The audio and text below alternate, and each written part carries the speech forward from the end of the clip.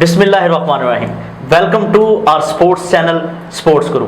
आज मेरे साथ हैं उमैर और इमरान। आज हम जिस मैच के बारे में डिस्कस करने जा रहे हैं वो है पाकिस्तान और श्रीलंका का मैच। ये मैच ना सिर्फ पाकिस्तान ने जीता बल्कि हाईएस्ट अचीव का जो है वो रिकॉर्ड कायम किया।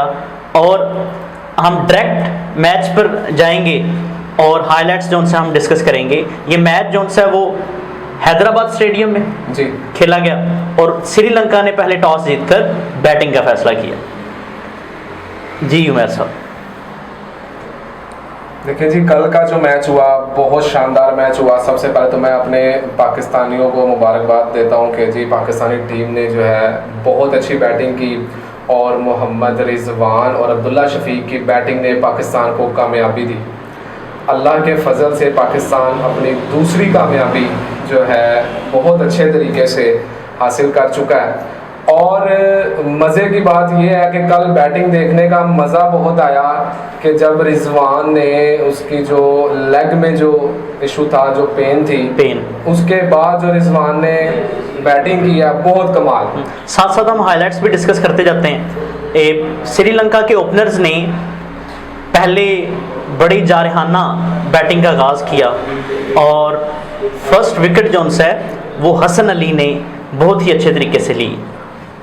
बहुत कमाल बैटिंग की है जी इमरान साहब। ज़बरदस्त। देखिए जी, शाहीन की जहाँ तक बॉलिंग की ज़रूरत थी पाकिस्तान को, वो चीज़ हम मिस कर रहे हैं और उम्मीद है कि अगले आने वाले मैचों में इस तरह की परफॉर्मेंस नहीं होगी। शाहीन खुद को इम्प्रूव करेगा। शाहीन कुछ अपसेट या मिसिंग उनमें कोई चीज़ लग रही है जिसकी वजह से या फिर उनका फोकस नहीं हो पा रहा। आप देखें कि स्टार्ट में जौन सा वो जो शाहीन का फर्स्ट ओवर्स में उसकी विकेट थी वो मिसिंग नज़र आ रही है और ना ही उसकी वो स्विंग है और ना ही उसकी जौन सा वो पेस है। जी क्या कहेंगे? शाहीन की बॉलिंग जो है नेचुरल बॉलिंग है, उसमें कोई चेंजिंग नहीं है। मैं नहीं समझता, लेकिन मैं ये यहाँ पे ये बात करूँगा कि बॉलिंग जो है उसमें फ़र्क नहीं है। जो इंडिया की जो पिचेस है ना उनमें जो है आप देखें कि समझ से बाहर है कि ये क्या हो रहा है कि पिचेस में सिर्फ बैट्समैन ही है जो खेल रहा है और कुछ भी नहीं है। बॉलर थक गए हैं यहाँ पे। बैटिंग पिचेस हैं उनकी जो है फ्लैट पिचेस हैं, बॉलर वहाँ पे बेबस हो गए हैं।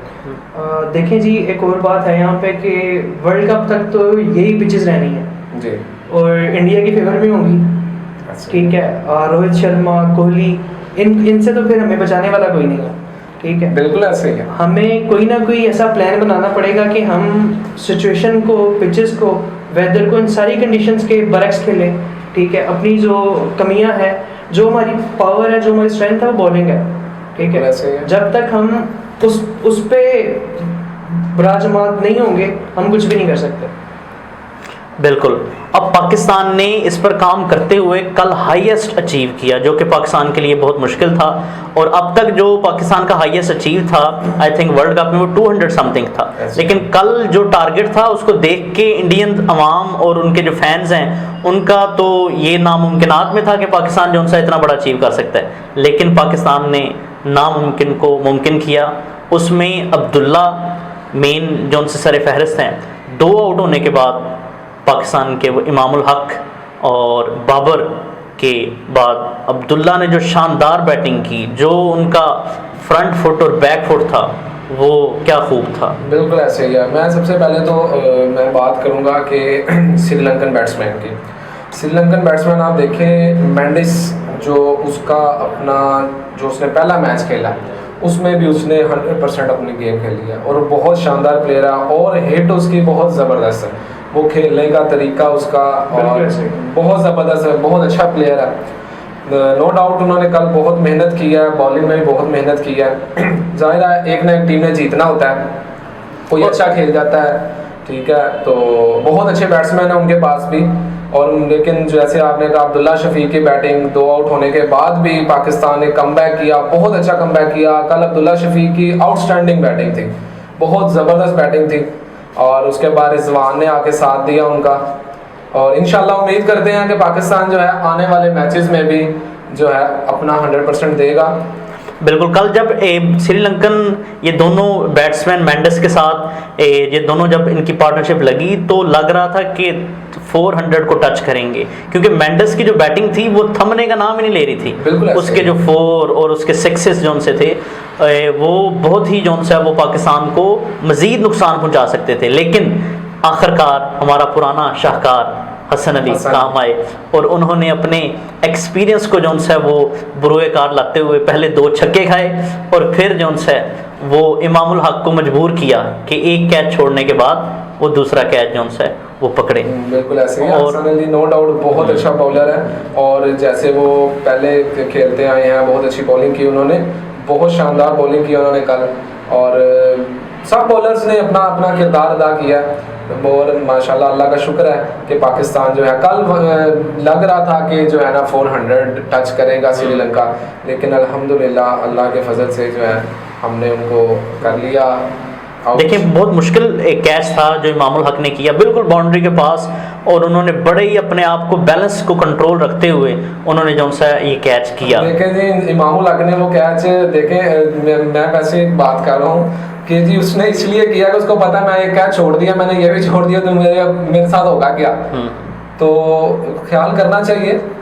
ठीक है, हर प्लेयर को अपनी रिस्पॉन्सिबिलिटी जो है अदा करनी चाहिए। अच्छा इमरान साहब, मैं इत्तेफाक करूँगा इस बात से, आप इंडिया के होम ग्राउंड में कभी भी इमामुल हक जैसी गलती नहीं करेंगे, और दूसरा ये चाहे शायद पाकिस्तान मैनेजमेंट की हो और किसी वजह से हो, और वो वजह हम वर्ल्ड कप में देखना चाहेंगे। हमें बड़ी खुशी होगी अगर इमामुल हक किसी मैच में अच्छा परफॉर्म करेंगे, लेकिन देखें जी अब्दुल्ला शफीक को भी चांस मिला, वर्ल्ड कप का अच्छा मैच था, सीरियस मैच था, श्रीलंका के साथ मैच था, बहुत अच्छी टीम है और अच्छी टीम के खिलाफ उसने बहुत अच्छा परफॉर्म किया। आप उसकी हिटिंग देखें, ठीक है, उसका क्लीन हिटिंग थी, क्लीन हिटिंग, ठीक है। हमें अब्दुल्ला शफीक जैसे लड़कों को चांस देना चाहिए, बजाय इसके कि हम इमामुल हक इमामुल हक इमामुल हक, ठीक है जी, उसी पर डिपेंड करें, उसी पर डिपेंड करें। आप नए लड़के ट्राई करें, आपके पास अगर बॉयज़ नहीं है, ठीक है, तो well and good, go with Imamul Haq. अगर आपके पास स्पेस है, टीम है, तो आप वर्ल्ड कप में अगर आप जीतना चाहते हैं तो अपने प्लान को इतना स्ट्रॉन्ग करें कि अगर ओपनिंग नहीं चली, जो वन डाउन है पीछे सेकंड कपल वो परफॉर्म करें। बिल्कुल इमरान ने थोड़ा डिटेल से जो सा हमें एक्सप्लेन किया। अब ये है कि फ़खर ज़मान को खिलाना ज़रूरी है इमामुल हक की जगह, क्योंकि इमामुल हक ना सिर्फ खुद आउट होता है बल्कि एक आधे को साथ लेके डूबता है। ये उसकी जोन सा है वो, अच्छा जो जिसको साथ लेके डूबता है ना उसको पहले आउट कराता है, अपनी स्लो बैटिंग की वजह से अगले को मजबूर करता है कि भाई मैंने तो स्लो खेलना है, अब आपकी बारी है कि आपने हिटिंग करनी है। और मेरा नहीं ख्याल कि इमामुल हक ने कोई एक प्रॉपर शॉट मारी हो, वो जस्ट पुश करता है बॉल को, और शॉट जब उसको लगानी पड़ती है तो वो बेचारा जो है वो पवेलियन की तरफ लौट जाता है। तो हम बारहा पहले भी अपने जो चैनल है उसके ज़रिए हम बाबर आजम से और पाकिस्तान की जो मैनेजमेंट है इससे हम रिक्वेस्ट कर चुके हैं, और एक रिक्वेस्ट इन्होंने हमारी मान भी ली है अब्दुल्ला को खिलाने की। दूसरी रिक्वेस्ट कि या तो फ़खर ज़मान को मौका दें या फिर हारिस को जोन्स है वो आप मौका दें, ताकि पाकिस्तान की जो ओपनिंग है, ओपनिंग बहुत माने रखती है। हाँ जी उमैर साहब, बिल्कुल ठीक है, हारिस वाली सजेशन बहुत अच्छी है। आपके पास एक पावर हिटर भी होना चाहिए, ठीक है। आप कभी भी स्लो एंड स्ट्रेटजी से नहीं चल सकते। आपने 50 ओवर खेलने हैं, आपके पास जो फर्स्ट ओपनिंग हो उसमें एक पावर हिटर होना बहुत ज़रूरी है। आपकी टीम में सारे स्लो एंड स्टडी वाली स्ट्रेटजी पे चल रहे हैं और वो भी परफॉर्म नहीं करते। बाबर आजम ने कल परफॉर्म नहीं किया, कल इमामुल हक ने परफॉर्म, इमामुल हक तो चलो वो एक मुसलसल चलते आ रहे हैं। आपको एक पावर हिटर चाहिए, ठीक है। अगर आप नहीं परफॉर्म कर पा रहे then give chance to some power hitter like Haris, ठीक है, तो ताकि वो शुरू में मोमेंटम बिल्ड करें। अच्छा पाकिस्तान के कल जो मैच था उसमें पाकिस्तानी बॉलर्स ने शुरू में तो बहुत मार खाई, लेकिन लास्ट के जो 10 ओवर थे उसमें उन्होंने बड़ा कंट्रोल और बहुत फोकस्ड बॉलिंग की। अगर तीनों हम अपने फास्ट बॉलर्स को देखें कि हसन अली, शाहीन और हारिस रऊफ़ ने ऑलमोस्ट लास्ट ओवर मुकम्मल बीट करवाया, और ये बहुत टफ था कि जब उनके बैट्समैन जो उनसे वो उनको थामना मुश्किल था, उस सिचुएशन में उन्होंने बड़ी ज़बरदस्त बॉलिंग की। लेकिन शाहीन अफरीदी डेप्थ में उनको जो बॉलिंग है उसको इम्प्रूव करना है। जी उमैर साहब, बिल्कुल ऐसे ही है। पाकिस्तानी बॉलर्स जो शुरू में पाकिस्तानी जो बॉलर शुरू से कवर किया उन्होंने अपने आप को, जो है ना रिकवरी की तरफ लेके आए हैं वो अपने आप को, और माशाल्लाह बहुत अच्छी बात है ये कि पाकिस्तान ने अपने आप को रिकवर करने के बाद ना कि सिर्फ अपनी बॉलिंग में और बैटिंग में भी अपने आप को साबित किया कि अल्हम्दुलिल्लाह जो है पाकिस्तानी टीम नंबर 1 थी, नंबर 1 है, और इंशाल्लाह नंबर 1 रहेगी। बिल्कुल। अच्छा, अब हम कल के जो मैच है उसके जो मर्दे मुजाहिद हैं, जो मेन बैट्समैन थे रिजवान, उनकी तरफ आते हैं कि जब वो मैदान में आते हैं तो तब तो पाकिस्तान की बहुत बुरी कंडीशन थी, 2 खिलाड़ी आउट हो चुके थे और अभी इनिंग का स्टार्ट था, लेकिन उन्होंने बहुत ही फोकस तरीके से और बड़े ही जारहाना दोनों चीज़ों को उन्होंने जौन सा वो जारी रखा और इनिंग को बिल्ड करते रहे। और जो हमारे दूसरे बैट्समैन थे अब्दुल्ला को, उनको भी मौके पर जौन सा हर मौके पर उन्होंने गाइड किया, उनको समझाया। क्या कहेंगे आप इमरान साहब इसके बारे में, जो रिजवान ने कल ना सिर्फ अपनी बैटिंग की बल्कि अब्दुल्ला को भी गाइड किया? बिल्कुल, बहुत ज़बरदस्त प्लानिंग देखी गई रिजवान की और अब्दुल्ला की। जब वो पिच पे खड़े थे, मैंने ये नोट किया है कि रिजवान अब्दुल्ला को गाइड भी कर रहे थे। जब वो अपनी सेंचुरी के करीब थे, उन्हें बता रहे थे कि यार सिंगल से करो, और लास्ट हिट अब्दुल्ला ने जब बाउंड्री हिट की और अपनी सेंचुरी कंप्लीट की, तो उस टाइम भी रिजवान का जो रिएक्शन था वो देखने वाला था। तो आपको प्लान और स्ट्रेटजी और गाइडलाइन की हमेशा ज़रूरत रहती है थ्रू आउट द विकेट। बिल्कुल। कल पाकिस्तानी टीम ने अपनी बैटिंग के थ्रू ये प्रूव किया है कि हम कोई भी टारगेट जो उनसे वो अचीव कर सकते हैं। और बेशक हमारे जो कप्तान हैं, वर्ल्ड नंबर 1 बैट्समैन, वो आउट हो चुके थे, दोनों मैचेस में आउट हो चुके थे, लेकिन पाकिस्तानी जो बैट्समैन है उन्होंने प्रूव किया है कि हम जो सा वर्ल्ड कप में खेलने आए हैं, और उन्होंने ख़तरे की जो घंटी है वो बचा दी है।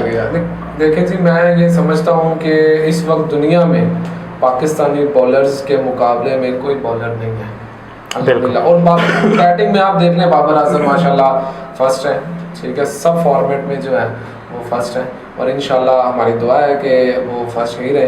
तो जो आउट हो जाना ये बैड लक समझ लें, ठीक है। तो लेकिन ये पाकिस्तान के लिए खुशाइन बात ये है कि उनके आउट होने के बावजूद पाकिस्तान में इतनी डेप्थ मौजूद है कि जो सा वो पाकिस्तानी टीम ने उसको संभाला, और ना सिर्फ संभाला बल्कि बड़े ही सुकून से कल जो हाईएस्ट टारगेट है उसको अचीव किया। मैं ये थोड़ी सी वो बात करूँगा इमामुल हक के बारे में। जैसे इमरान ने बात की कि जी मुझे नहीं पता कि कैसे वो आया है, मेरा ख्याल है उनका इशारा मैनेजमेंट की तरफ है और सिलेक्शन कमेटी की तरफ है। बिल्कुल बिल्कुल कि जी उनकी जो सिलेक्शन है वो गलत हुई है। तो इमरान साहब, अच्छा जी, सिलेक्शन पे भी उंगली उठा सकते हैं हम तो फिर देखने वाले हैं, ठीक है। पाकिस्तान पे हमारा भी हक है, वो पाकिस्तान को रिप्रेजेंट कर रहे हैं। आपने एक यूनिक प्लान के साथ पिच पे उतरना, ग्राउंड पे उतरना। आप इमामुल हक को, हर प्लेयर इंडिविजुअली परफॉर्म करता है, एक प्लान के अकॉर्डिंग चलता है। मेरी ऑब्जर्वेशन के मुताबिक बाबर आजम प्लान से आउट है, ठीक है, और इमामुल हक वो प्लान से आउट है। प्लान मुझे रिजवान में नज़र आया। डजेंट मैटर आप जल्दी आउट हो रहे हो, आप परफॉर्म कर रहे हो, नहीं परफॉर्म कर रहे हो, आपको एक प्लान में चलना पड़ता। रिजवान 15th ओवर से लेके लास्ट ओवर तक मैच लेके चलता, ठीक है।